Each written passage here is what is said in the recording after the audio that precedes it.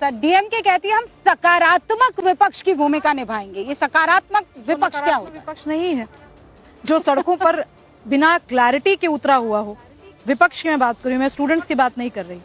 आज विपक्ष जो सड़कों पर उतरा हुआ है, आप उससे पूछ लीजिए ना। मैं तो सुबह से बोल रही हूँ, पिछले 1 सप्ताह से बोल रही हूँ। एक पेज का डॉक्यूमेंट दे दे कि भाई राम मंदिर मुद्दे पे हम चाहते हैं कि नया ट्रस्ट जो गठित हो, हालांकि उसका सरकार से लेना देना नहीं है, फिर भी हम इंडिपेंडेंट हिंदुओं की आवाज बनते हुए कहते हैं कि भाई ये 4-5 चीजें हो, ट्रस्ट इस तरीके से संचालित होकर के चले। वो डॉक्यूमेंट इनके पास नहीं है।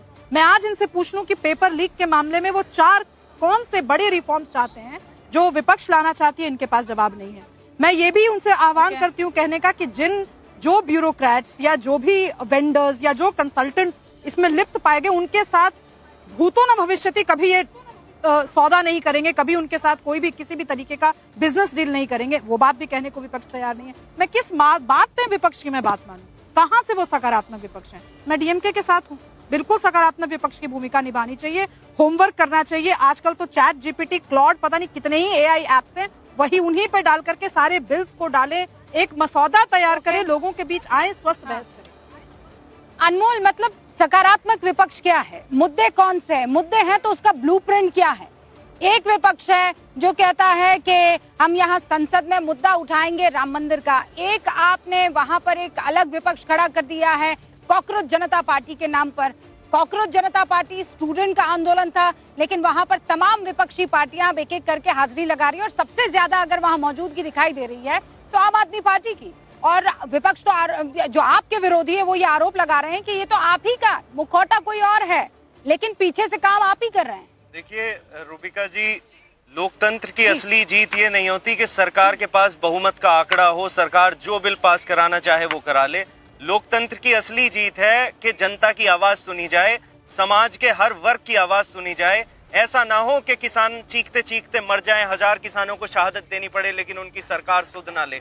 ऐसा ना हो जो आज दिल्ली की सड़कों पे इतिहास लिखा जा रहा है, जो देश के हजारों युवा इस चीज से परेशान है कि पिछले 12 साल में 100 से ज्यादा पेपर लीक हो गए और सरकार जो है जवाबदेही तय करने को तैयार नहीं है। सरकार जो है धर्मेंद्र प्रधान को हटाने को तैयार नहीं है। सरकार जो है ये आश्वासन देने को तैयार नहीं है कि आप पढ़िए लिखिए। गरीब और मध्यम वर्गीय परिवार जो लोन लेके अपने बच्चों को पढ़ाते हैं, उन्हें भरोसा दिलाने को तैयार नहीं है कि आपका भविष्य हम बर्बाद नहीं करेंगे जैसे पिछले 12 साल से हो रहा है। इसमें कोई दो राय नहीं है। Let me be very clear कि जहां जहां इस सरकार की, खासकर एजुकेशन मिनिस्टर की और मिनिस्ट्री की विफलता रही है, उस पर आवाज बुलंद करना न सिर्फ आपकी जिम्मेदारी है बल्कि हमारी मीडिया की भी जिम्मेदारी है। पर मैं कह रही हूँ एक विपक्ष के नाते वो ब्लूप्रिंट क्या है, और क्यों सीजेपी नाम के किसी प्रोटेस्ट का लोगों को विश्वास करना पड़ता है, तो सारी विपक्षी पार्टियां कहां चलेगी? या फिर ये कहिए कि आपका जो वॉइड था वो कहीं ना कहीं सीजेपी फिल करती हुई नजर आ रही है। कहा कि प्रधानमंत्री जी ने कहा है कि वो 24 साल के युवाओं से मुखातिब होंगे। अरे भाई, 24 साल के युवाओं से तुम्हें मुखातिब होना था तो 25 युवा मरने क्यों दिए? सुसाइड क्यों करने दिया उन्हें? 30 दिन से जब ये धरने पे बैठे हैं, आते और कहते, आश्वासन देते कि देश का प्रधानमंत्री हूँ, मैं जिम्मेदारी लेता हूँ कि पेपर लीक नहीं होंगे, मैं हटाऊंगा धर्मेंद्र प्रधान को। और रही प्लीज मेरी बात सुनिए अनमोल जी, सुनिए ना। ये धरना प्रदर्शन जो है वो तो आपकी सरकारों ने, आपके टाइम पर भी हमने देखा है ना, वही हाथ खड़े करते हुए मनीष सिसोदिया हमें तब भी दिखाई दिए। सुनिए ना सर, वही अन्ना हजारे ऐसे ही अनशन पर बैठे थे, याद है ना आपको? आप लोगों ने क्या कहा था? आप लोगों ने कहा था एक बार हमको सिस्टम में आने दीजिए, सब बदल कर रख देंगे। आपको सिस्टम में लेकर आए, क्या मिला? आरोप है शीश महल मिला। क्या मिला? वो एक्साइज ड्यूटी, वो शराब नीति, पता नहीं क्या क्या मिल गई। अगर आपको इतना ही भरोसा है और आप ये सोचते हैं कि आप सिस्टम को आज भी बदल सकते हैं, प्रोटेस्टर्स के साथ खड़े रहना चाहिए, तो वांगचुक साहब को बना दीजिए ना आप वहां बंगाल में education minister. Please go ahead, why you not doing it? महत्वपूर्ण सवाल ये है कि क्या युवा, हाँ नहीं, मैं एक बार मैं जवाब दे रहा हूँ। महत्वपूर्ण सवाल ये है कि आंदोलन की जरूरत ही क्यों पड़ी? युवाओं को शौक है क्या कि वो इतनी गर्मी में चिलचिलाती धूप में 20-20 दिन से अनशन पे बैठेंगे, वो सड़कों पे धक्के खाएंगे, जहां उन्हें विद्यालय में होना चाहिए, जहां उन्हें अपने पेपर की तैयारी करनी चाहिए, वो संसद तक मार्च करेंगे केवल इसलिए कि ये गूंगी, बहरी और अंधी सरकार उन्हें सुन ले? और ये बताएं ना, 12 साल में जो भी पेपर लीक हुए हैं सब में भाजपा के नेताओं के नाम क्यों आते हैं? राजशेखर रेड्डी का नाम है, भाजपा का नेता। बेदीराम सांसद, इनके घटक दल का साथी जो कहता है वो पेपर लीक माफिया का जो है मुखिया है। उसके बाद सुनील चौहान, इसके खिलाफ इस सरकार ने I do not disagree with you. मैं आपसे अनमोल भाई सुनिए, I do not disagree with you. यहाँ मैं डिसएग्री कर ही नहीं रही हूँ। आप वापस घूम फिर के उसी दिशा में जा रहे हैं। मैं कह रही हूँ व्हाट इज द ब्लूप्रिंट। आप एक मसौदा तैयार करके रखिए ना, और मैं तो कहती हूँ सामने मुंह पर फेंकिए सरकार के। मैं कह रही हूँ वहाँ पंजाब में सोनम वांगचुक को आप बनाइए एजुकेशन मिनिस्टर। आप पंजाब में ये जो दीपके हैं उनको बनाइए ना, विजेता उनको बनाइए ना, जाइए अपने कैबिनेट में शामिल कीजिए। आप कोई ये रोक मान रहा रहे है हो आपको? कि ये जितने भी इनके मंत्री हैं ये किसी काम के नहीं है, सारे नालायक हैं, इनके बस की कुछ नहीं है। इस सरकार के जो डबल इंजन की सरकार है, जिसकी 22 राज्यों में सरकार है, वो पेपर लीक नहीं रोक पा रही। अरे तो उसका समाधान ये है चल रही है। मैं तो पंजाब का आपको एग्जाम्पल दे रही हूँ। शिक्षा ऑल राइट, मंत्री सिद्धार्थ जवाब दीजिए, सिद्धार्थ जवाब दीजिए। मैं उत्तर दे देता हूँ। मैं रूपिका जी पहले तो आग्रह करूंगा जितना समय उनको मिला उतना ही मेरे को भी मिले। पंजाब के अंदर लाठियां मारेंगे और दिल्ली में बात करेंगे छात्रों की। जो वहां छात्र बैठे हुए हैं आंदोलन पर, अनशन पर, उनको लाठी बांधेंगे और सारा ज्ञान देंगे यहाँ पर। बीडीओ का पेपर हुआ, ग्रुप बी का एग्जाम हुआ और 22 बच्चे भटिंडा के एक सेंटर से निकले, उसके खिलाफ बच्चों ने आंदोलन किया। विजिलेंस की रिपोर्ट में खुद सरकार ने इनकी पाया पंजाब के अंदर कि वहां पर कैसे पेपर लीक करके एक सेंटर से 22 बच्चे आए टॉपर। वो मैं बिल्कुल कोई बात बिना तथ्य के नहीं बोलता। अरे आपको प्रूव क्या करके दिखाओ? आपकी की सरकार की खबर है मेरे सामने, बिल्कुल मेरे सामने, ये रिपोर्टेड है। समस्या ये है इनके साथ समस्या। मैं आपके बीच में नहीं बोलता, मुझे पता है जो लोग झूठा प्रपंच करते हैं वो मिलाते हुए जाते हैं। समस्या ये है आज दिल्ली के अंदर जिन लोगों को ज्ञान देने का ज्यादा शौक हुआ, जिनको ना जनता कहीं समर्थन देती ना वोट देती, वो कहीं ना कहीं छात्रों के नाम पर अपनी राजनीतिक रोटी सेक कर जो बिखरती हुई अपनी साख है उसको बटोरने का काम कर रहे हैं। ये बिखरती हुई साख छात्रों के नाम पर नहीं बटोरी जाती है। अगर आपको करना है, क्या आपके पास इस सदन के अंदर, मैं तो रूपिका जी पूछता हूँ, आपके भी सांसद हैं, क्या प्रपोजल लेकर के आए? शिक्षा पर आप क्या बोला? अरे चर्चा भी तो कुछ करेंगे, कुछ सुझाव भी तो देंगे, कोई कंक्लूजन भी तो होगा कि आपने मन से। ऑल राइट अनमोल जी, सिद्धांत जी, एक सेकंड अनमोल जी, अनमोल जी, अनमोल जी, यादव जी रुकिए एक सेकंड। अनमोल जी, यही काम करना है तो जंतर मंतर पे ही जाओ, यहाँ क्यों खड़े हो? अरे सुनिए करो ना, एक सेकंड सारे साथी खड़े हैं। अरे भैया एक second, Anmol ji please understand, देखो जो जिस वजन के साथ आप इस्तीफा मांग रहे हैं अनमोल जी, आपसे तो बहुत दफा आप पर गंभीर आरोप लगे थे, तब इस्तीफा मांगा गया था। कितनों ने कुर्सी छोड़ दी? आप मुझे गिनवा दीजिए, बताइए कितनों ने आपकी सरकार रहते।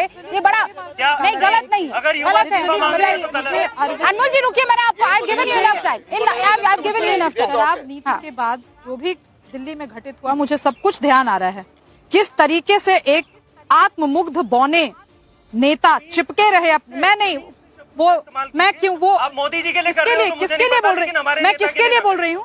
आत्ममुग्ध बौना कौन है? आत्ममुग्ध बौना कौन है? मैंने तो नाम भी नहीं लिया किसी का। मोदी जी के लिए बोल रहे हो, मैंने तो नाम किसी का नहीं लिया। मत कहिए मोदी जी को। मैंने किसका नाम लिया?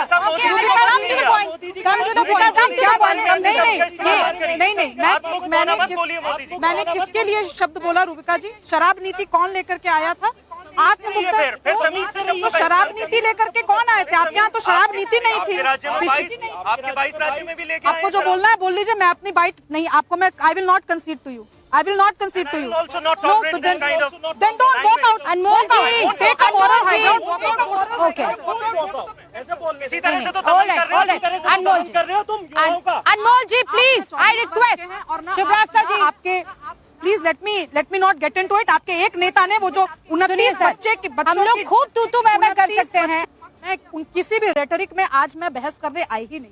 मेरा सिंपल सा सवाल है, सरकार से ये सवाल है कि अकाउंटेबिलिटी को लेकर के इन्होंने जो भी स्टेप्स उठाए, उसके बाद डायरेक्टर जो नेशनल टेस्टिंग एजेंसी थी उसको हेड करते तो उनको हटाया बटाया, उस पर मैं बात नहीं कर रही हूँ। सिस्टेमिक इश्यूज जो है एजुकेशन के, वो ये सरकार कैसे सॉल्व करेगी, ये सवाल मैं सिद्धार्थ जी से पूछती हूँ।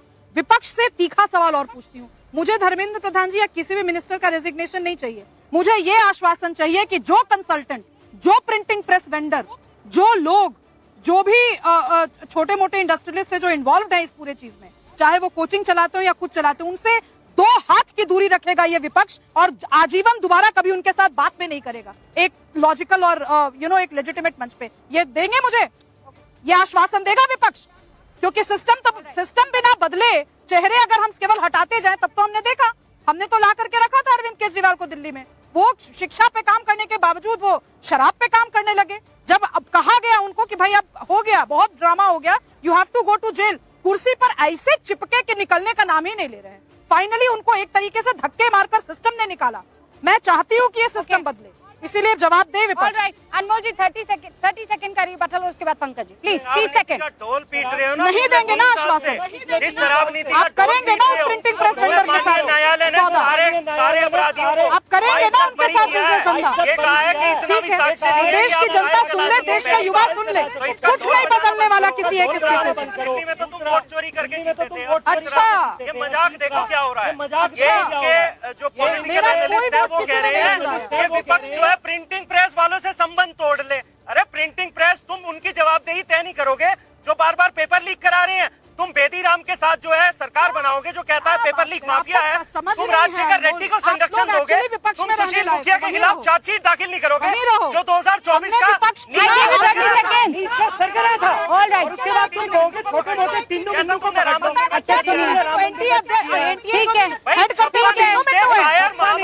कार्रवाई करनी चाहिए।